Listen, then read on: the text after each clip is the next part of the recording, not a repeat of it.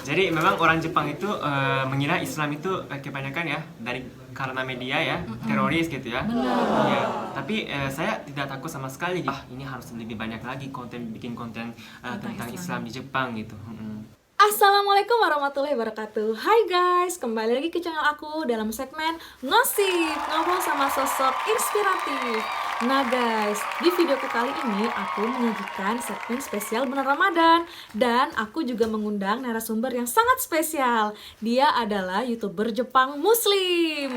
Dan tema kita hari ini adalah tentang penyebaran agama Islam di Jepang. Penasaran gak sih guys bagaimana rintangan dia dalam menyebarkan agama Islam di Jepang, baik via YouTube-nya ataupun via media sosial lainnya, dan bagaimana cara dia mengatasinya? Simak videonya sampai selesai dan jangan lupa di subscribe. Nah guys, sekarang aku sudah bersama narasumberku hari ini yang bernama Naryo Sen. Halo guys, assalamualaikum warahmatullahi wabarakatuh. Waalaikumsalam. Apa kabar Naryo?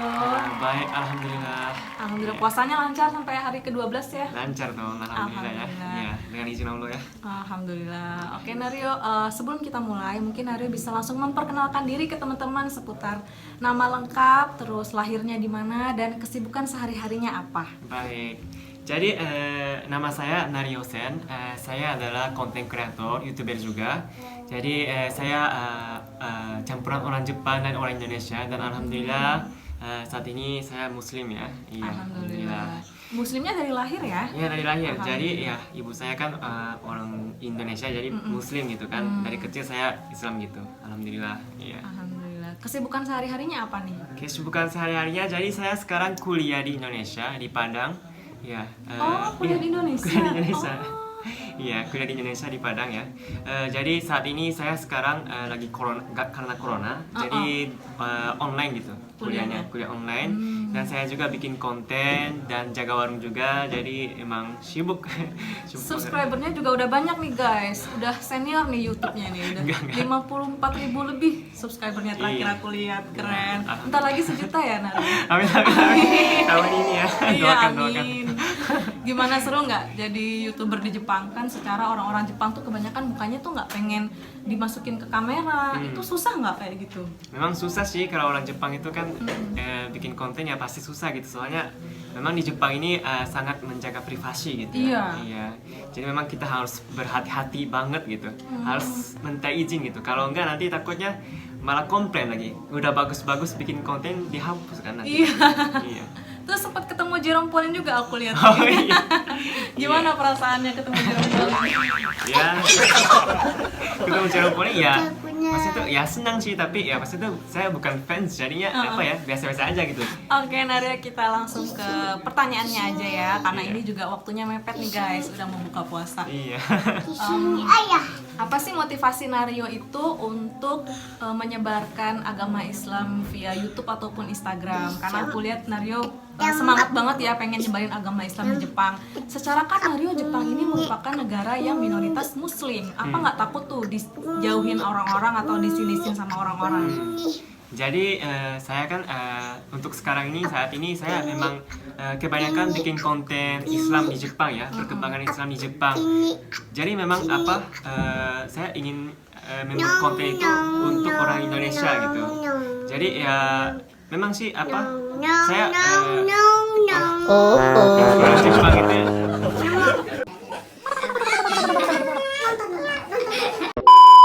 Jadi memang orang Jepang itu mengira Islam itu kebanyakan ya karena media ya, teroris gitu ya. Iya.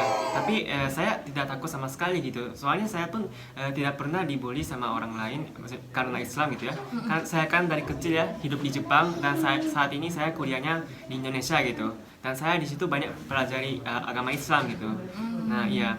Terus ya memang saya juga karena orang Jepang dan karena orang Indonesia, saya juga bisa menjelaskan bahwa Islam itu tidak berbahaya, malahan indah gitu loh gitu. Ya, pastinya. Ya, jadi saya pun berani untuk bikin konten di Jepang gitu.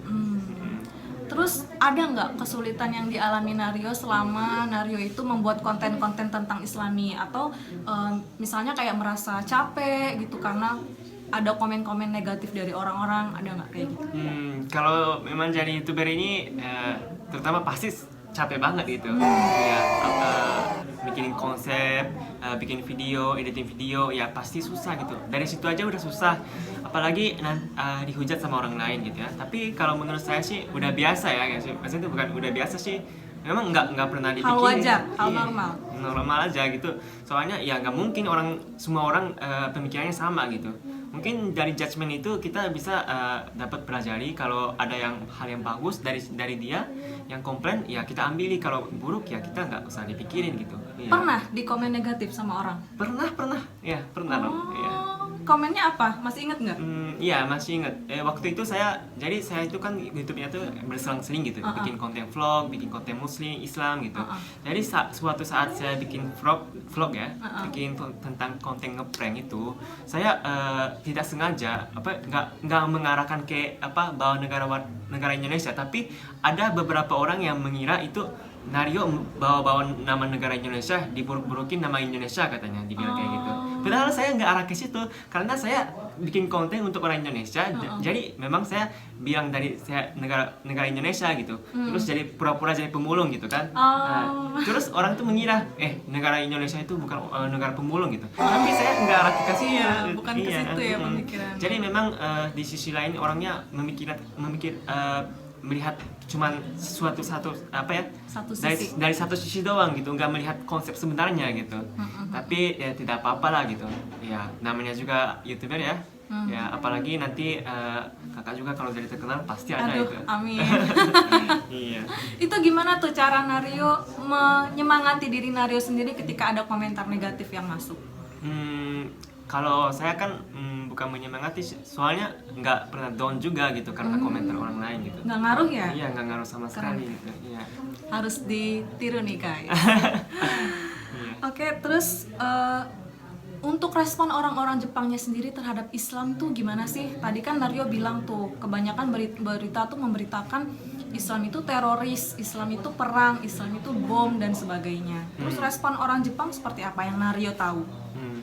Jadi memang sih yang tadi saya bilang, orang Jepang tuh masih saat ini masih banyak yang mengira Islam itu teroris gitu, karena media ya. Padahal Islam itu tidak salah ya, yang salah itu orang gitu. Ya negara Islam ya, maksudnya itu ada negara Islam kan? Ada. Ya itu yang salah gitu, bukan Muslim yang salah gitu. Nah jadi ya memang susah banget gitu ya untuk menjelasin juga.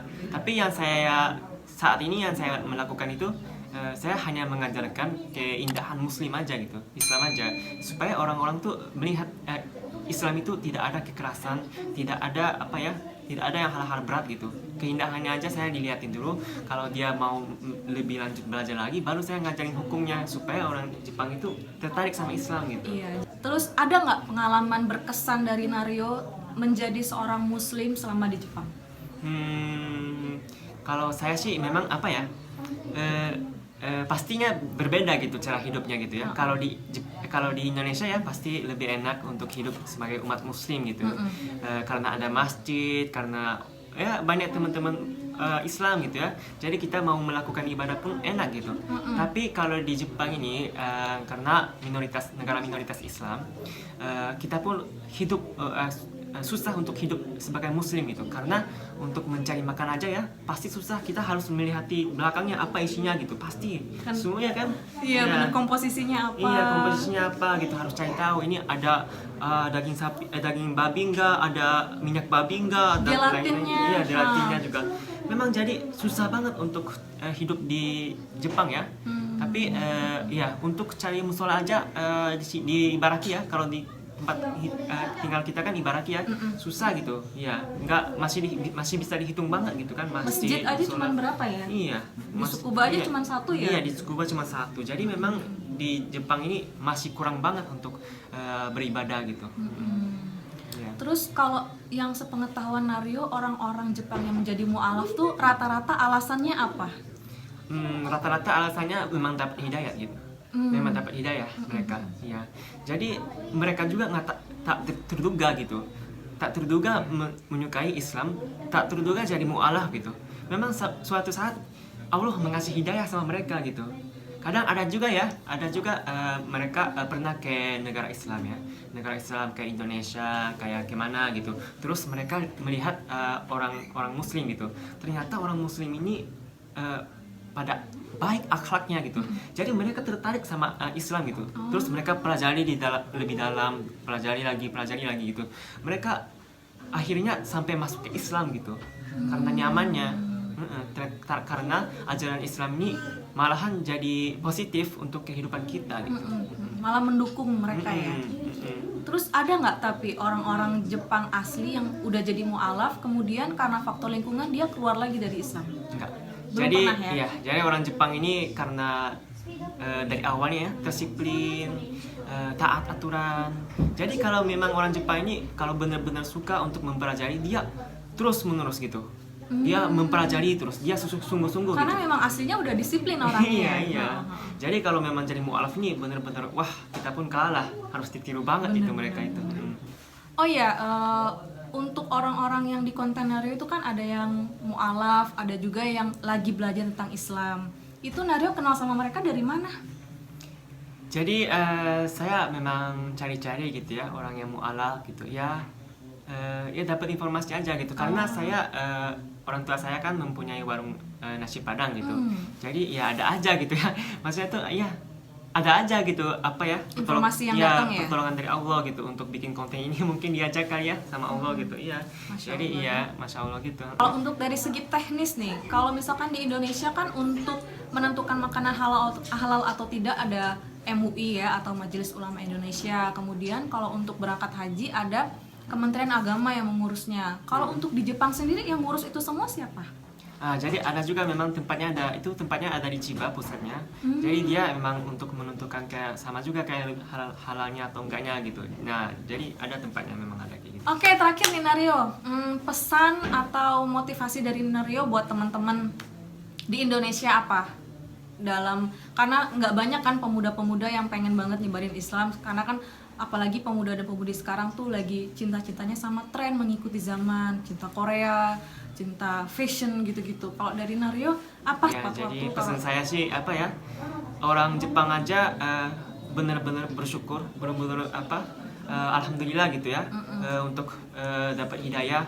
Terus mereka sungguh-sungguh belajar gitu. Kita dari awal dari kecil udah dikasih kesempatan ya. Sebenarnya kita sendiri Muslim itu kayak bukan pilihan kita tapi udah ditentuin sama Allah itu. Terus pilihan itu nggak semua orang yang bisa didapati gitu. Jadi kita harus benar-benar bersyukuri gitu. Islam dari lahir Islam. Terus ya tadi saya bilang ya mungkin gampang sih untuk menaikkan subscriber itu kayak kita tinggal ikutin tren, kayak ikutin apa, bikin kombain cewek itu banyak gitu kan sampai kini tuh banyak sekali. Tapi untuk apa kita mencari popularitas sedangkan di akhirat nggak populer sama sekali gitu. Nggak bermanfaat untuk Iya, akhirat bermanfaat gitu. Ya mending kita mau terkenal atau tidak itu urusan Allah gitu kan. Tapi nanti kita bisa nanti kalau suatu saat ngehit itu kita jadi pahala kita gitu kan. Iya, saya pun senang gitu untuk berdakwah karena saya benar-benar kayak senang banget kalau orang Jepang itu tertarik sama Islam gitu. Karena Islam itu saya sendiri merasa kayak benar-benar indah banget ajarannya gitu. Karena saya juga kalau Islam ini ajarannya kalau kurang bermanfaat, kayak kurang masuk akal, saya nggak akan ikut gitu. Benar. Tapi ajaran Islam ini bener-bener semuanya masuk akal. Semuanya masuk akal gitu. Sampai-sampai dokter yang zaman sekarang ini membaca Al-Quran ini bener-bener kayak wah sholat ini bener-bener melancarkan darah atau apa segala macam. Kalau saya menjelaskan itu ya mungkin dari pagi sampai pagi saya nggak selesai gitu. Puasa aja banyak ya, Banyak hal ya manfaatnya untuk kesehatan. Sholat aja pas gerakan sujud ada manfaatnya untuk kesehatan. Jadi seperti itu obrolan kita hari ini. Masya Allah banget ya. Semoga sharing dari Nario ini bisa bermanfaat untuk kita semua, terutama untuk teman-teman yang memang sudah Islam dari awal dan untuk orang-orang yang pengen banget mengenal dan belajar tentang Islam. Oke guys, karena ini udah mau waktunya buka puasa, jadi kita ada acara buka puasa bersama di warung nasi padangnya Nario. Jadi Nario ini juga punya warung nasi padang guys di Jepang. Keren banget nggak? Ada cafe Indonesianya juga tuh yang jual bumbu-bumbu Indonesia kayak lengkuas, kemiri, itu kan bumbu-bumbu langka yang ada di Jepang. Aku aja susah banget buat dapetin itu, Naryo. Makasih Makasih ya. Naryo Iya. atas waktunya. Oke, kita beralih ke nuansa buka puasa. Jadi guys, orang tuanya Naryo ini sebagai owner warung nasi Padang mengadakan buka puasa bersama gratis selama bulan Ramadan, mengundang komunitas muslim yang ada di Tsukuba. Dan ini adalah teman-teman dari Indonesia, ada yang lanjut S2, S3, dan bahkan ada juga yang nemenin suaminya sekolah seperti aku. Serta ada juga yang bekerja di sini. Kami juga melaksanakan sholat tarawih bersama di musola milik Naryo guys. Musolanya cukup luas dan tersedia berbagai macam mukena dan Al-Quran juga.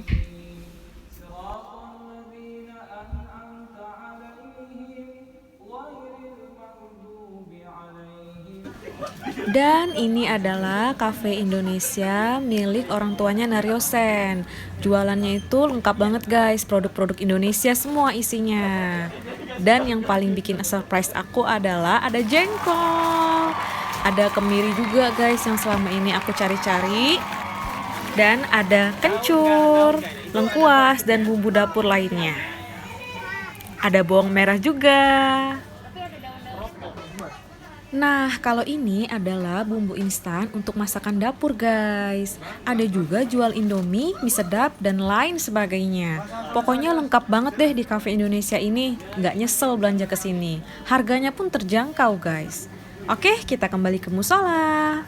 Oke guys, makasih banyak yang udah nonton sampai selesai. Jangan lupa di subscribe, like, dan komen. Follow juga Instagram aku karena aku bakal sering ngupdate tentang kegiatan dan informasi seputar di Jepang dan juga tentang segmen ngosip. Subscribe. Ngobrol sama sosok inspiratif. Jangan lupa di subscribe ya Naryo. Siap. Makasih banyak. Terima kasih Makasih ya. Naryo Iya. atas waktunya. Wassalamualaikum warahmatullahi wabarakatuh. Dadah.